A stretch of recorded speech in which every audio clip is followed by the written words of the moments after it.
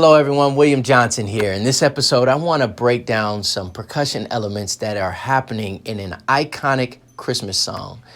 None other than This Christmas by Donny Hathaway. I've got a lot of suggestions, video suggestions for percussion breakdowns of iconic songs and songs that might not be iconic, but just what's happening as far as percussion is concerned. And honestly, I think I'm going to get to most of them. But since it's the Christmas season, I wanted to get to this song.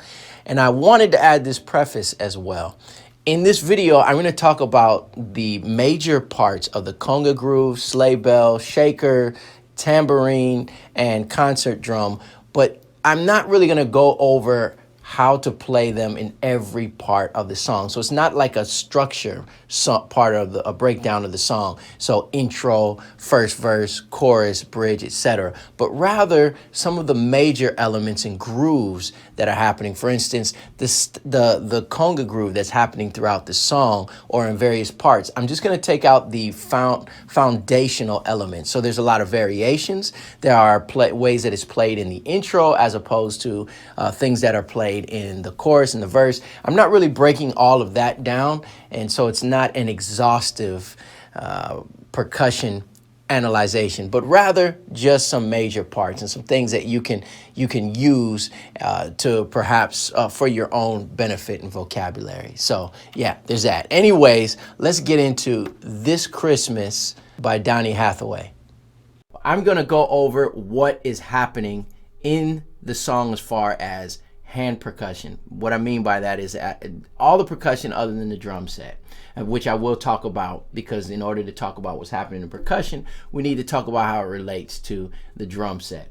Now, this particular groove, as far as the congas is concerned, I actually did go over a very similar groove. I would almost say that it's the same groove. There's some variation and it's a different context, however, so it's nice to go back over it in this particular context. But you can check out Funk Congas Part 2, and I will put a link down in the description below. As a matter of fact, I believe in the video I'm wearing the exact same shirt, and you may see that in the thumbnail. I might be. Maybe I'm wearing an all-black shirt. Anyways, I'll put a I'll put a link in the description below to link to that video, and I go into the video more in depth. Come on, man. I'm hitting it out of the park here on this one. I go into the groove more in depth in that particular video. So if this one's a little over your head, or you have a difficulty with this particular video, because I'm gonna kind of cruise right through it on this one, you can go and check out Funk Congas or Funky Congas Part 2, and there's a link below. All right, let's jump right into what's happening with the congas, and then I'll talk about the sleigh bells and the shaker, and then we'll briefly talk about the large bass drum that's also happening, like a concert tom thing. All right, conga-wise, I have 3 congas, but what I hear for the most part are 2 congas, it sounds like, on the recording. Some of you can listen to it and perhaps correct me and let me know if you hear 3 or more different sounds. But the bulk of the groove can be replicated on 2 congas. And what we're doing is cradling the snare drum. So the groove is actually just like this.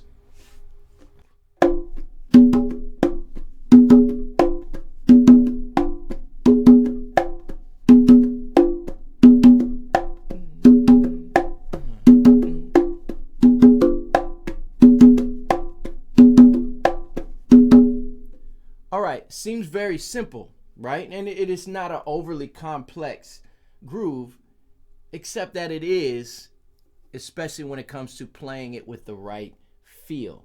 Dynamics, tempo, locking in with the drum set, as well as tone.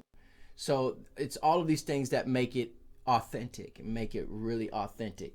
But in a sense, that's the groove. So if I were to count it and play along so you know where it goes, counting wise, rhythm, music theory, then it would go like this. 1, 2, 3, 4. 1, 2, 3, 4. 1, 2, 3, 4. Okay? Now, I'm using a 16th note bass groove. So if I count it with the 16th note, then it will go like this. 1E and a 2E and a 3 and a 4E and a 1E and a 2E and a 3 and a 4E and a slower. 1E and a 2E and a 3E and and a 4E and a. And there's some ghost notes and some other things that I'm also playing. And I talk more about that in the funk congas part 2. Now if I added some other tones, it might sound with the third drum and even on these two drums here, then it might sound like this.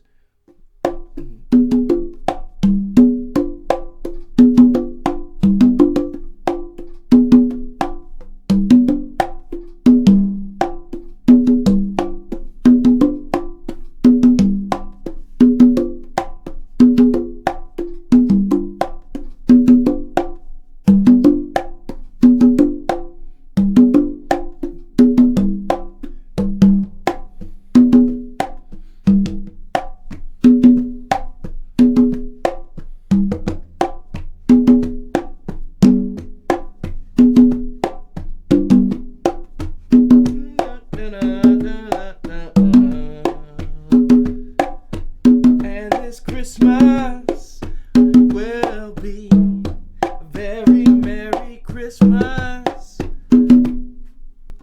All right, so these are just a couple ideas. There's so many other ideas. I'm keeping it a little bit, I don't know if rigid is the correct term, but more in the box, just for the sake of communication, for explanation. But there is so many variations that could happen.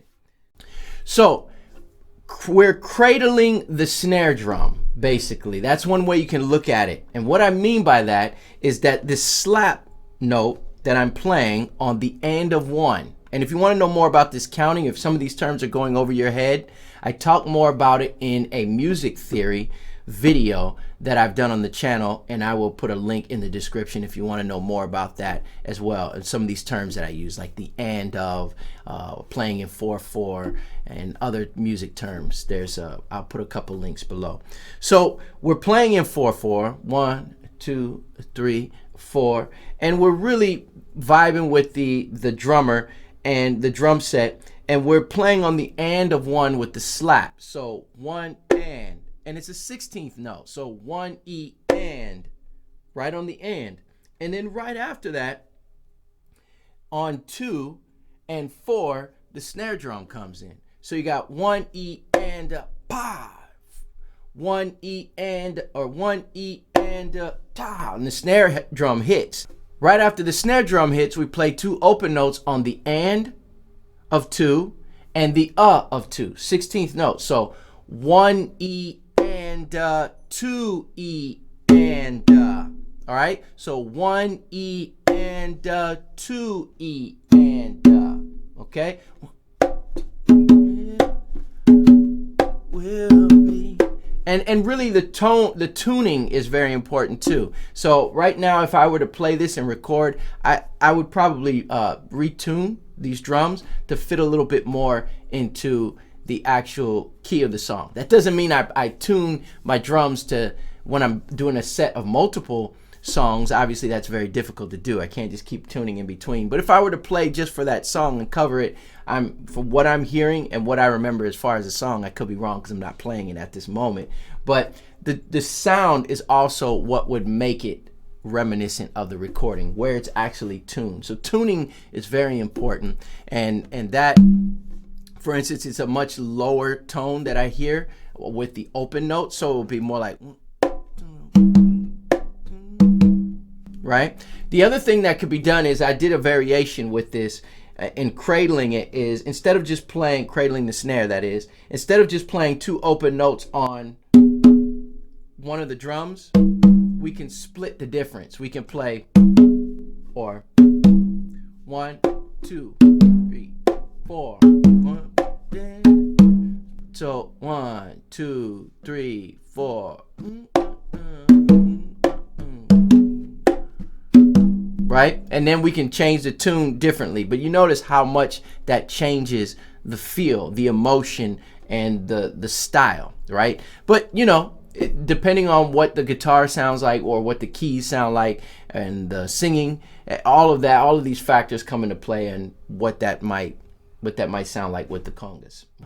So let's see what this sounds like with the drum set and the percussion and a shaker, just so you can get some context of this groove. But don't forget, you can go more into this groove in the Funk Congas part 2. And if I'm naming that wrong, I'm going to have a little title below here that says actually it's called this. All right.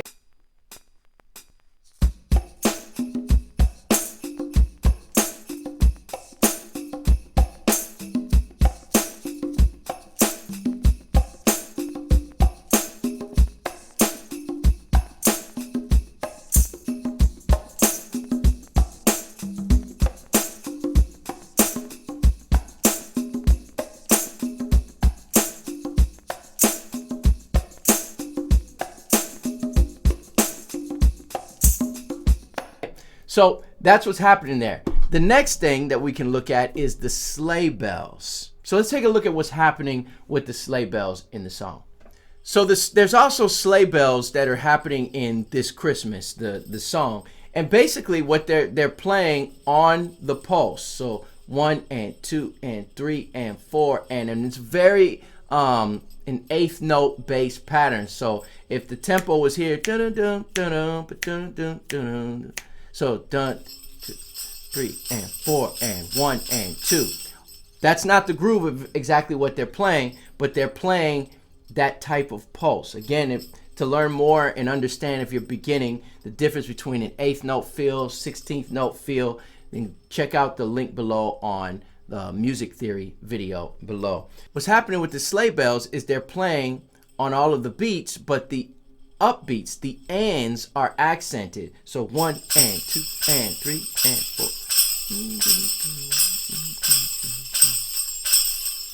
In some parts of the song, it almost sounds like they're only playing there, or on 1 and 2, or on the. In the intro, it does this thing where it's playing on the, and then it flips, and then it goes into the groove. So the intro is a little bit different.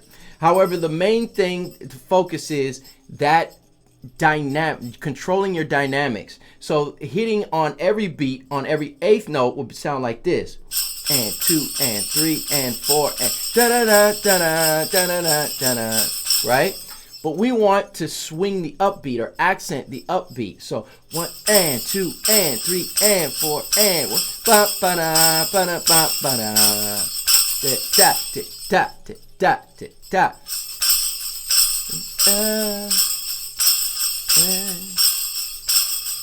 Okay, so we're accenting that. Now, that will make more sense with what the shaker is doing. All right, so the shaker is basically playing a 16th note groove, but it is mixed. It's placed within the mix so that it's even and with the hi-hat. So you'll hear the hi-hat keeping what we call an ostinato, a steady pattern, and that's supporting the drive of the song, the rhythmic pulse. And basically 1E and a 2E and a 3E and a 4E and a. So it's playing all the all of those notes, but it's a little swishy, not, but it's down in the mix to just kind of help, you know, fill the space. And it's kind of going along with the sleigh bells as far as when it did it, 1E and a 2E and playing on the ands of all of the beats. 1E and a 2E and a 3E and a 4E and a. So now when the sleigh bells going.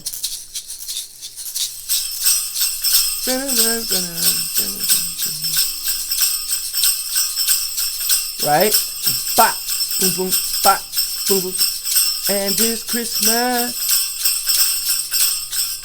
All right, so I'd much rather play that holding it and doing it like that. You have a little more control, but essentially that's what's happening.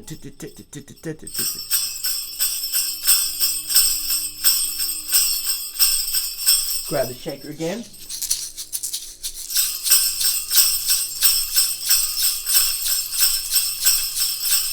All right. Now, when you so basically that's what's happening in a nutshell at the very basic level with the sleigh bells and the shakers. If you want to know more about shakers, I didn't really explain how to play the shaker. I just mentioned what the shaker is doing. Every now and then it goes to an eighth note. Grab the shaker again, where we want, dun, dun, dun, dun. It's just straight, 1 and 2 and 3 and 4 and, as opposed to, but it goes back and forth. For the most part, what I hear, and I could be wrong, is if you play this and stay down low in the pocket, keep it kind of swishy, not but more. Let it loose, let it stay loose, and more legato. Let the beads inside really swish. Then that'll kind of, it will blend well with the hi-hat, the cymbals, everything that's going on with the drums. So you have that with the shaker and then the sleigh bells.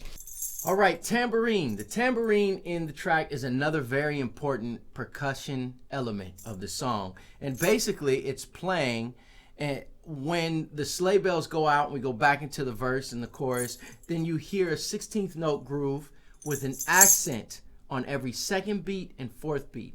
And it sounds different than this tambourine, but for instance, this is how it goes. 3, 4.